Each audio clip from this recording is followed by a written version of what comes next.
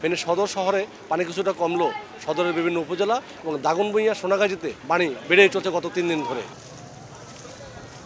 ফেনীর 6 উপজেলার 43টি ইউনিয়নে সমভাবে যে ত্রাণগুলো বন্টন করার কথা অব্যবস্থাপনার কারণে তা হচ্ছে না, যার কারণে যেখানে ত্রাণ পাচ্ছে সেখানে একাধিকবার মানুষ ত্রাণ পাচ্ছে, আবার যেখানে পাচ্ছে না অনেকেই মোটেই পাচ্ছে না। এজন্য স্থানীয়রা বা বিভিন্ন ভুক্তভোগীরা অব্যবস্থাপনাকেই দায়ী করছেন। আমরা পাই নাই, অনেকে খাবার, নিরাপদ পানি, এমনকি আলোর ব্যবস্থা না থাকার কারণে মোমবাতির অভাব বোধ করছি খুব। খানাদানা আমাদের ঠিক মতন আসে নাই তো, খানাদানা কেউ আইসে একবারে জায়গা 3 বার নিচে, কেউ একবারও হয়নি। নতুন করে বন্যার কবলে পড়া সোনাগাজী এবং দাগনভূঞাতে শুকনো খাবার, পানি জাতীয় খাবার দেওয়া জরুরি হয়ে পড়েছে।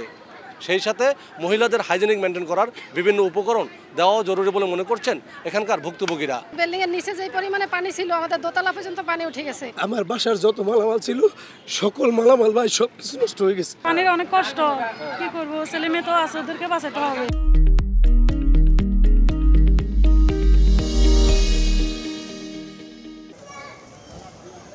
গত কয়েকদিনের বন্যায় যে পরিমাণ ক্ষয়ক্ষতি হয়েছে তার সঠিক তথ্য প্রমাণ প্রশাসন থেকে বা কোনো মহল থেকে দিতে পারছেন না।